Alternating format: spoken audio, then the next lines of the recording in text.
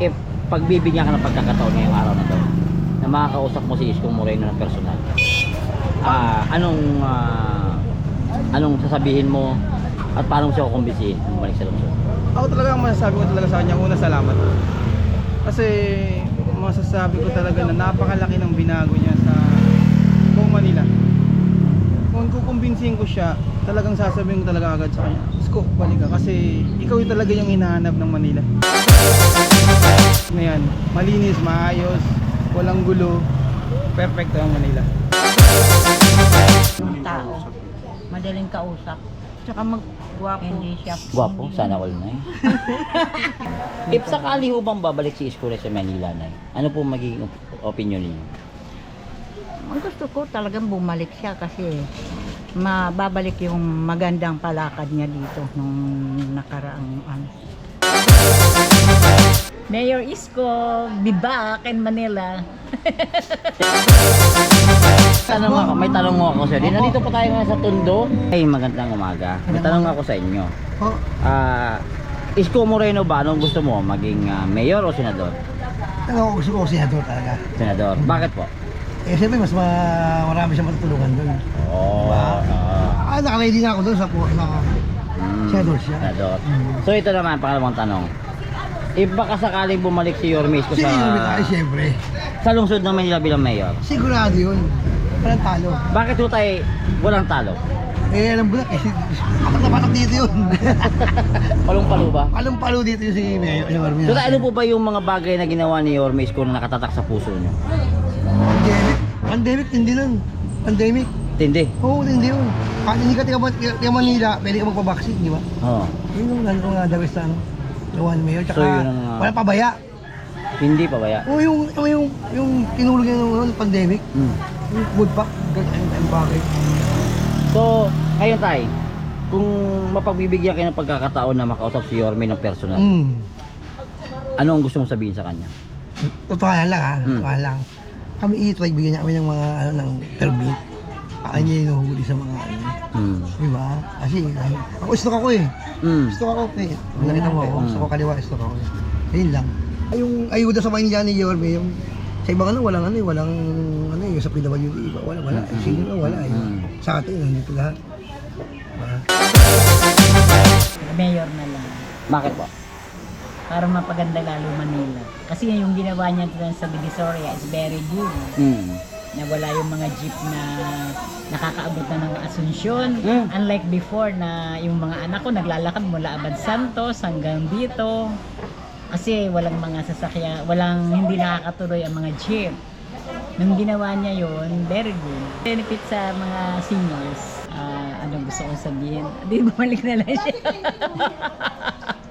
So, bumalik siya para Para sa mga tao, para sa mga kababayan niya, mga taga-gato. nakita mo si Yorme na personal. Adi, yayakapin ko. Sabi ko na nga ba eh. Hindi. Kung ang bunso, karga-karga niya pa. Hindi ko hinahanap ko nga yung picture na yun para ipakita ko sa kanya. Kaya hindi ko, na-misplace ko yata. Mayor ba o senador sa inyo? Eh, hindi naman siya masyadong kilala pa sa ano eh. Senador? Sa mayor. Pwede. If baka sakali bumalik si Isko na sa lungsod ng Maynila sa pagka-mayor na, ano masasabi niyo ho dyan? Okay lang sa amin. Kasi maganda naman nag-epekto ng ano yun. Okay naman yung ginagawa niya. Oo. Pero, Kagaya nung liwasang ano, yung sa may SM, di ba? Ang ganda. Siya din namin. Ganyan lang. ano ho ba yun na isa sa mga tumatak sa inyo na ginawa ni Isko sa Maynila? Yung tumatak sa inyo?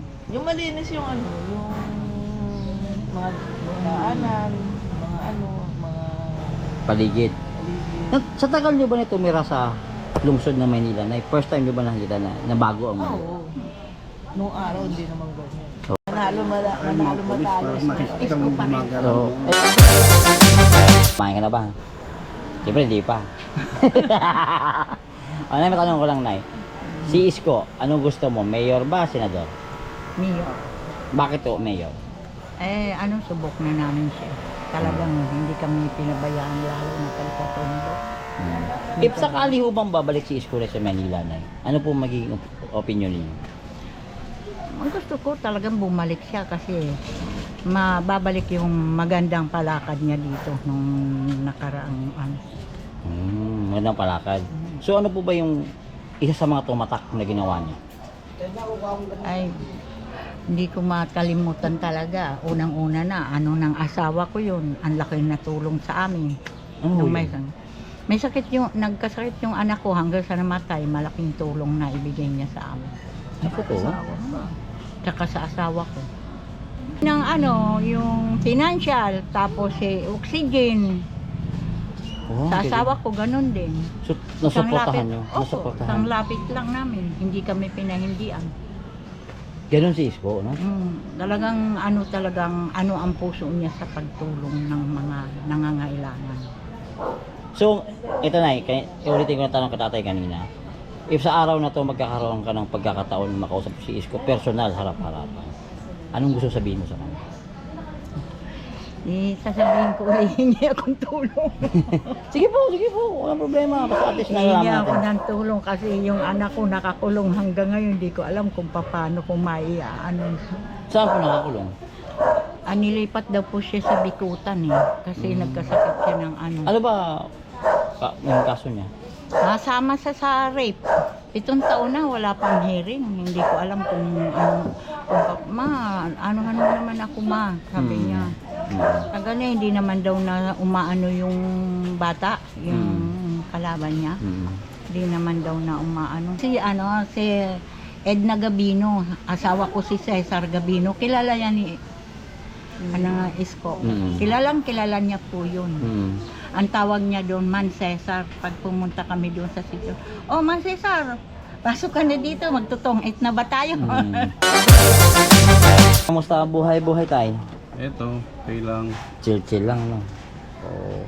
Ikaw tayo, anong pipiliin mo? Si Isko, para kay Isko, mayor ba o senador? Para sa akin, mayor. Bakit po? Bakit nga mayor? Taga-tondo siya, taga-tondo rin ako eh. Wala naman siya nagawang dito. Saka maganda yung mga niya nagawa. Baka sakali tayo bumalik sa lungsod ng Manila tayo. Ano po ba yung magiging punto nyo? Okay na bumalik siya. Maganda naman ang mga nagawa niya eh. Lagi mo nakikita si Yon. Diyan, pag nag-ano siya dyan sa mga, ibig sabihin, yung ano siya, yung ano siya sa mga tao. Yung pa lang sa City Hall, unang-unang takbo niya, lahat kami ayuda talaga sa kanya. Lahat, buong pamilyang Gabino, itong bahay na to, Isko lahat ka. Sabi ng asawa ko, dala natin yan si Isko. Iyon ang sinundanan talagang hanggang sa Madali bang mahalin si Isko na? Madali bang mahalin? Hindi siya hindi bilang isang politiko, no? hindi siya Bilang isang tao. Anong tao. Madaling kausap. Tsaka magwapo. Hindi siya. Gwapo, sana all na Yung lapitan. Talaga, makikita mo naman talaga sa kanya eh. Good morning, good morning. Pare may katanungan na ako sa'yo. Kaya Isko Moreno, senador ba o mayor? Para sa akin po talaga mayor. Bakit po mayor? Kasi po, nung nasa ibang bansa pa ako, nakikita ko talaga sa mga internet ko makalat. Kahit sa mga pamilya ko, sinasabi nila, ang laki ng binago niya sa Maynila. Talagang sobrang laki. Pinaganda niya. Makikita talaga na napakaganda talaga ng Manila nung siya yung humawak ng Manila. Compare sa ibang... So, if sakaling nagtatakbong mayor si Isko ngayon, anong masasabi mo? Matutuwa ako. Kasi yung masasabi ko talaga na pag ito si Isko dumating ulit dito, magiging maayos ulit ng Manila. Hindi ko sinasabing hindi naging maayos sa mayor natin ngayon Kailangan mas gaganda pa ngayon. Kasi alam namin na pag si Isko ang umawak, solid, hindi tayo mag-iisip na naku may dumating na baka hindi umayos ulit yung Manila. Hindi, alam kong pag si Isko ang umawak, automatic na yan. Malinis, maayos, walang gulo, perfecto ang Manila. At pare, Maganda. ayos. Pare, if pagbibigyan ka ng pagkakataon ngayong araw na to na makakausap mo si Isko Moreno ng personal, anong sasabihin mo at paano mo siya kukumbinsihin bumalik sa lungsod? Ako talaga ang masasabi ko talaga sa kanya, una salamat. Kasi masasabi ko talaga na napakalaki ng binago niya sa buong Manila. Kung kukumbinsihin ko siya, talagang sasabihin ko talaga agad sa kanya, Isko, balik ka. Kasi ikaw yung talaga yung hinahanap ng Manila. Kasi sa'yo talaga nakita yung pagbabago talaga ng Manila. Kaya bumalik ako. Ayun, thank you pare. Salamat Pangalan mo po. pare? Pangalan ko? Oman po. Oman. Oman From Mendoza.